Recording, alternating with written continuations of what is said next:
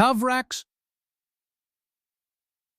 was not a world of warriors. It was a planet of poets and physicists, of glass-walled observatories perched on cliffs of crystalline stone, of endless blue forests that glowed faintly at dusk with the bioluminescence of gently drifting pollen. Cities were woven into nature, not carved from it. Towering trees, the width of airliners, cradled suspended gardens and canopy bridges. Wind harps, kilometers wide, sang softly with the ocean breeze. No building rose without first consulting the migratory patterns of skyfish or the root systems of singing orchids. Their capital, Tel Arun, wasn't a metropolis in the traditional sense. It was a cascade of cascading terraces, reflective pools, and ivy-choked spires. Its skyline shimmered with refracted moonlight, shaped less by architects than by generations of artisans guided by harmony, not conquest. Art wasn't decoration. It was infrastructure. Roads were mosaics of rare stone. Transit hubs doubled as amphitheaters. Even their power grids pulsed with rhythm, modulated to avoid disrupting migratory fauna. Kavraxians were proud, but not arrogant. Peaceful, but not naive. They had studied history, read of wars, revolutions, collapses. But those were stories, distant, otherworldly, ancient failings cured by Union enlightenment. After all, they were Union now, under its protection, woven into its collective treaties, immune to violence by the very fabric of shared civilization. That illusion shattered in the space of a heartbeat. The first enemy ship appeared in high orbit, without warning. Not sleek and silver like Union vessels, but jagged, angular, blacker than vacuum. Then a second, then dozens. Kavrax 9 had no military satellites. Its only orbital infrastructure was scientific: telescopes, weather monitors, a handful of cultural beacons broadcasting symphonic compositions into the void. Those were the first to be destroyed. One by one, the constellations of art went dark, consumed in silent explosions. Surface defense grids, intended for meteor deflection, scrambled online. Too slow, too weak. The invaders didn't fire in warning. They made no contact, no demands, no monologue. They simply began erasing. Communications centers, transport lines, evacuation ports. Clean, surgical, efficient. The Kavraxians had no fighters, no tanks. The concept of organized planetary defense hadn't been necessary in generations. The closest thing to a soldier on Kavrax 9 was a civic ranger trained to help tourists who'd lost their way in the great blooming groves.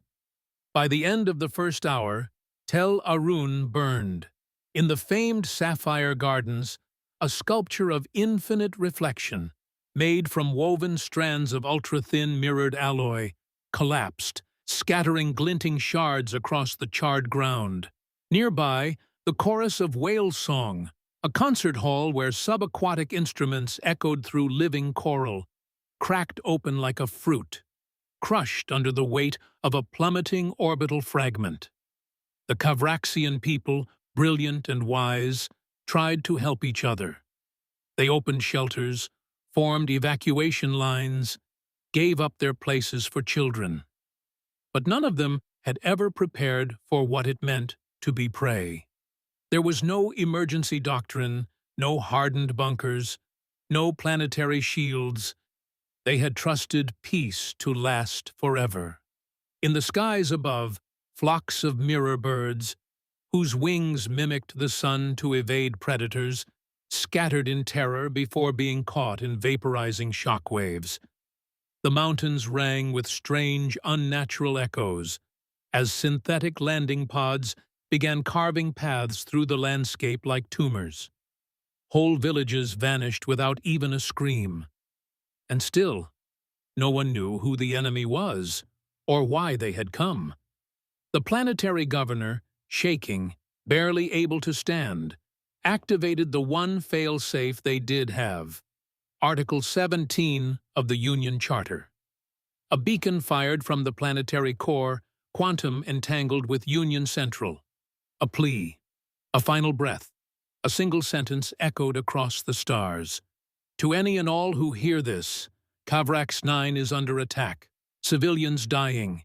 Immediate assistance required. We beg you, help us. But by then, half the planet had gone silent. The Union would not respond quickly enough, because help, when routed through 10 layers of protocol, moves like honey in vacuum, and beauty, no matter how luminous, cannot stop a bullet. On Yeltharas Prime, capital of the Galactic Union, the distress beacon from Kavrax 9 arrived as a blinking icon on a diplomat's queue. Ambassador Tholin of the Bureaucracy people reviewed the data packet through 6 of his 7 eyes. He frowned, not out of fear, but inconvenience. The request was flagged high urgency, cultural asset risk. That was rare, but not unprecedented.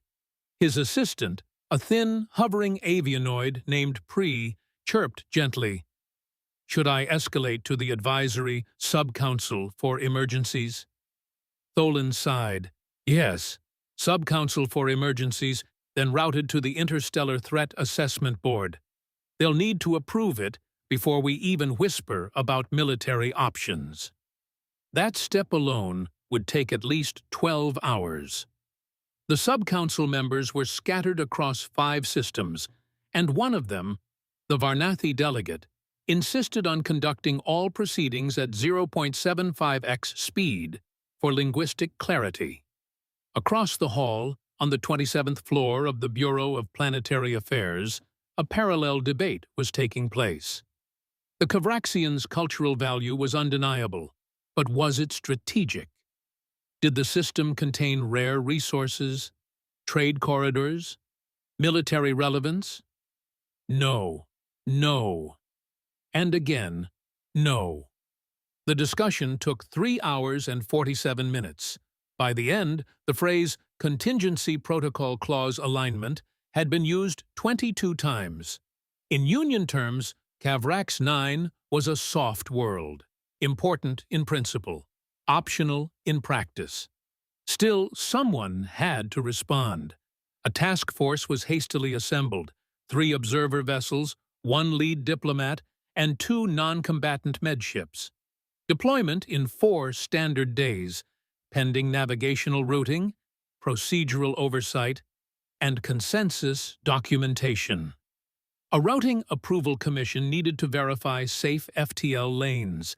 A communications alignment officer needed to ensure cultural sensitivity. Every piece of the mission had to be approved, stamped, verified, and countersigned. It was a response, technically. Ambassador Virel, a long-necked Solari, known for her measured words and painfully slow speech cadence, was chosen to lead the delegation. She gave her acceptance speech to the Council over the course of 18 minutes. Only the first 2 sentences were relevant. By the time her speech concluded, 3 more Kavraxian cities had gone dark. Meanwhile, the beacon continued to repeat in the quantum net. Civilians dying. Immediate assistance required. We beg you, help us. No one ignored it, not deliberately.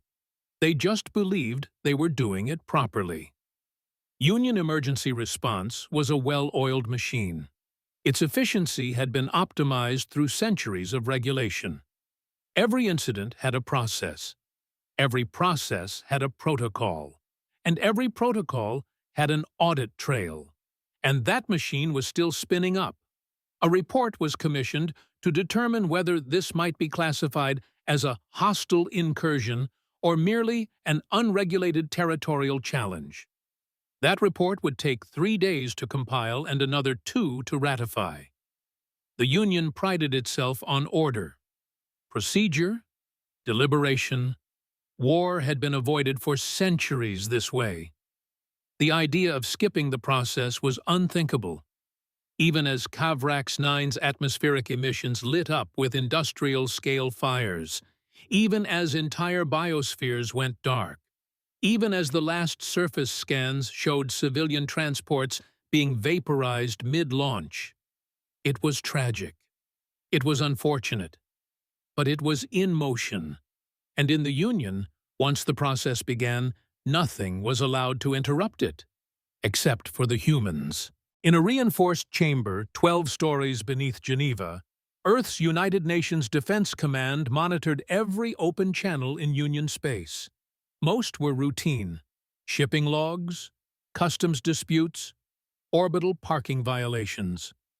But when the Kavraxian distress beacon flickered through an obsolete civilian relay, the tone in the room changed instantly. The alert pinged red. Lieutenant Arjun Mallory stared at the display. It wasn't the severity that caught his breath. It was the time stamp. The message had been active for nearly 6 hours, bouncing through forgotten backup channels. Nobody had acted. He flagged it. Within 2 minutes, it reached Rear Admiral Shona Rios, a tactician with a reputation for defying doctrine when lives were at stake, had previously orchestrated the unification of the Hadean Rim after a failed secession turned into civil war. Her strategies were studied in 5 war colleges, half of them alien. Her critics called her reckless. Her crews called her bulletproof. Rios read the full transmission twice. Civilian death estimates, catastrophic.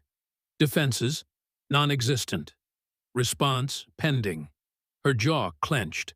She didn't ask for a meeting. She didn't wait for a vote. "Activate Task Force Resolution," she said. "Scramble the 6th and 9th Fleet Wings. Notify Colonial Recon. Bring in the Marines.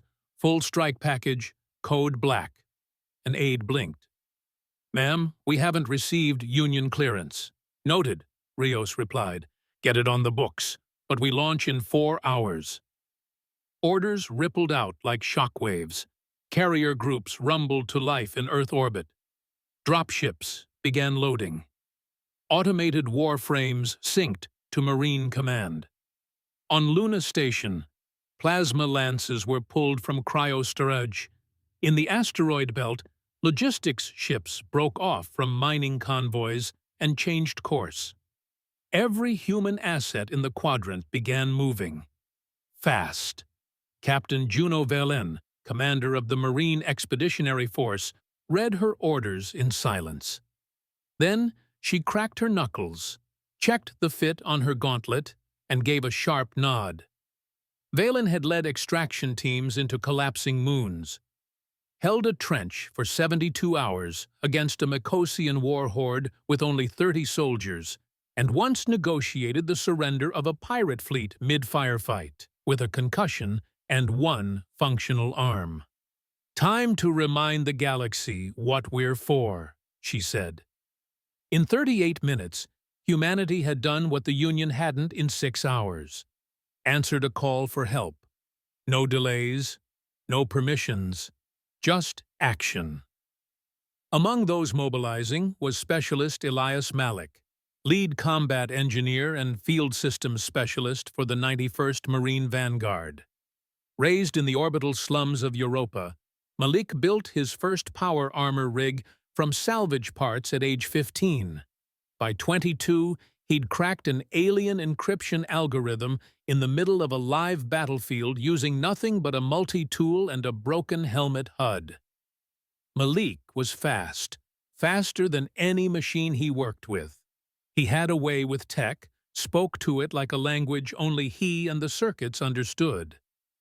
While others loaded weapons, Malik calibrated atmospheric analyzers, tuned electromagnetic jammers, and customized drones for precision rescue missions. His personal kit, a modular omni-rig named Lilith, could patch a hull breach, spike a data feed, or detonate a bunker with surgical precision. But Malik wasn't just tech. He was the soul of the crew. The guy who remembered birthdays, who stayed up late fixing a private's damaged exosuit even after 20 hours on his feet. He named every enemy drone he hacked, sometimes with sarcasm, sometimes sentiment. And when things went sideways, Malik didn't run. He went in. Any system can be rewritten, he liked to say. Even this one. You just need to understand the logic underneath. The Kavraxian skies, once vibrant with migrating skyfish and auroral bloomstorms, now hung dim and bruised. Smoke trailed lazily from broken continents. The invaders had landed control spires on 4 of the 7 continents and were methodically expanding their perimeter. In orbit, the synthetic fleet moved in perfect silence. Cold, unfeeling, mechanical. No chatter, no light displays, just black geometry against the stars, like the absence of thought. And then, the humans arrived. Task Force Resolution dropped out of hyperspace with thunder. No stealth, no subtlety. The humans came like a statement. 3 Dreadnought-class capital ships, 2 full carrier groups, 15 escort cruisers, and an entire wing of orbital drop barges loaded with marines, armor, and mechanized support. Fighter wings burst forward like swarms of fireflies with purpose. From Kavrax 9's surface, the sudden presence of the human fleet looked like a second sunrise. Below, in the fractured cities and shattered spires of Kavrax 9, the surviving citizens looked skyward. For hours, they had watched the heavens as smoke and ash veiled their stars. Now that veil split apart. Children peeked from under debris-hardened shelters. Elders clutched the hands of trembling students in cathedral basements. In the ruins of Tel Arun, where song gardens once echoed with acoustic brilliance, a crowd of survivors stared upward, their expressions blank with grief, until they saw it. Light, ships, human ships, colossal, burning like myth, sweeping aside black silhouettes that had stalked their skies for days. Some dropped to their knees. Others wept openly. One Kavraxian child simply whispered, "The sky is fighting for us." Moments later, the heavens cracked with thunder, not from the invaders, but from the drop pods. Dozens, then hundreds, arcs of metal fire descending like judgment, each trailing streaks of superheated entry. To the Kavraxians, it looked like the gods themselves had awoken and hurled warriors to their defense. One teacher, a former astrophysicist named Liana Turel, spoke softly as the pods fell. No Union vessel could move that fast. No council could act that quickly. This is not a delegation. This is rescue. The moment the first drop pod struck dirt and unfolded like a metal flower, every Kavraxian within sight understood. They were not alone. And maybe, just maybe, they still had a chance to survive. In Union space, fleet deployments required weeks of preparation and multi-party approval. Task Force Resolution had mobilized, armed, coordinated, and arrived in just under 23 hours. Above the planet, Admiral Rios stood on the bridge of the UNS Resolute, eyes on the holographic combat sphere. Synthetic units reacted, but sluggishly. They hadn't expected resistance this fast. They hadn't expected humans. "Launch all squadrons," Rios ordered. "Begin orbital suppression. Prioritize civilian corridors." A tactical officer hesitated. "Ma'am, no contact protocols?" Rios shook her head. If they wanted to talk, they would have by now. On the surface, fire bloomed in the sky as marine drop pods screamed through the atmosphere. The people of Kavrax 9, huddled in the remains of parks, cathedrals, and data gardens, looked up and saw more armored angels falling from the heavens. Meanwhile, somewhere in deep Union space, A single diplomatic courier finally left Yeltheris Prime. 3 observer ships, 1 lead ambassador, 2 medical corvettes. Estimated time of arrival, 6 standard days. The first wave of marine drop pods slammed into the Cavraxian surface like iron prayers. Hulls screamed as they punched through atmosphere, slammed through shattered roads, forest canopies, and ruined city plazas, then burst open with pneumatic force. Out stepped soldiers, not shimmering, ceremonial defenders like in Union parades. These were boots on the ground, mud-splattered humans in reinforced exoframes, armor layered with scorched paint, and field mods. Each bore the crest of the 91st Vanguard Division. Each moved with purpose. Captain Juno Vallon hit dirt first. Her boots crunched on shattered crystal tiles once part of a Cavraxian garden square. She scanned the horizon through her HUD, tagging positions, movement, life signs.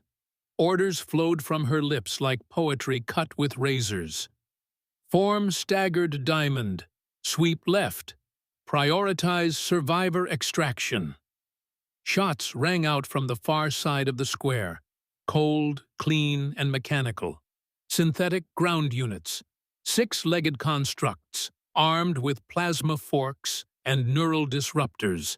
They skittered from shadows, ready to erase what was left of Tellarune.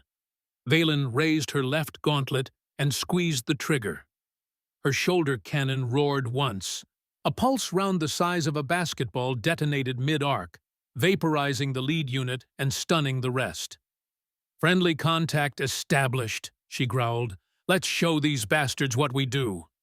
Nearby, Specialist Malik emerged from his pod mid-run, Lilith already deployed on his forearm. He dove behind an overturned hover cart, flipped up his visor, and tapped into the synthetic battle net in under 6 seconds. Running packet snare, encrypting feed, and "Gotcha," he muttered. One of the remaining constructs turned suddenly and opened fire on its own squad. "Name's now Gerald," Malik muttered. "Say hi, Gerald." The corrupted drone tore through its former allies before collapsing under return fire. A Cavraxian civilian screamed nearby, trapped beneath rubble. Malik sprinted, slid into cover beside her, and deployed a microframe from his wrist rig. The frame expanded, lifted the debris, and deployed a small medfield generator. "Breathe. You're going to be okay," he said, locking eyes with the injured Cavraxian. "Humans are here now." 4 days later, the skies over Cavrax 9 were quiet. What remained of the synthetic fleet was debris, drifting like metallic snowflakes through low orbit. Human salvage drones moved methodically through the wreckage, tagging dangerous fragments, redirecting orbital decay paths. Groundside, the last fortified spire had been brought down by a coordinated air-to-surface strike with 0 civilian casualties. But the real work had only just begun. In the ruins of Tellarune, Marines handed out rations and thermal blankets. Medics treated survivors with repurposed cryogel and biometric stabilizers. Specialist Malik was seen rigging up a temporary atmospheric purifier from scrap and half a drone. He called it Geraldine. Captain Valen stood on the steps of a ruined monument, now a triage post, directing supply drops and refusing interviews. Admiral Rios coordinated efforts from orbit, liaising with colonial engineers and disaster response units from 6 other human systems. And the Cavraxians? They watched in silence, in awe, not just because they had been saved, but because of how they had been saved. "We expected words," said Governor Thren Malkir in a public address, voice ragged with grief. "What we received were actions. And that difference may well have saved our world." Meanwhile, on the edge of the system, the Union delegation finally arrived. 3 pristine vessels. white, ornate, peaceful. They hailed the surface, requesting a diplomatic briefing. Valen didn't respond. Rios did. She patched through a live feed of a human marine helping a Kavraxian child learn to walk again. Legs rebuilt from borrowed prosthetics. Then she said flatly, "The situation is under control." The Union ambassador insisted on delivering an official apology to the Kavraks and opening talks with them. Rios cut the feed. She stared at the blank comms panel for a moment, her jaw tight, eyes unreadable. In her mind, she wasn't just shutting down a conversation. She was sending a message, one that protocol-bound diplomats would never understand. The Union had arrived with polished words and empty hands, but Kavraks didn't need apologies. It didn't need analysis. It needed help, and humanity had given it without asking permission. Rios had already reviewed casualty reports, damage indexes, trauma stats. She didn't need more paperwork. She needed outcomes, lives saved, futures preserved. The Union had arrived 6 days too late. She had no interest in hearing what they had to say. In the weeks that followed, news of Kavraks 9 spread like plasma fire through the Union's bureaucratic ranks. Some tried to downplay it, labeling it a one-off, an overreaction, a breach of protocol. Others whispered that perhaps the humans had acted without consensus, and that such autonomy must be reviewed. But most didn't speak. They watched the footage, the drop pods, the child learning to walk, the salvaged cities, and the survivors who now lived to tell the tale. In Union headquarters, revisions were quietly made to the Interplanetary Emergency Response Form 47E to add "Call the Humans" as an option. Kavraks 9, once a cultural gem known only to academics and artists, became a symbol, a word whispered with reverence by colonists, traders, and outpost guards across the spiral arms, not because of what was lost, but because of who came. And every diplomat, every general, every species who once doubted, the humans learned something. They don't always wait. They don't always ask. But when the beacon goes out, they come. Hard, fast, and without apology.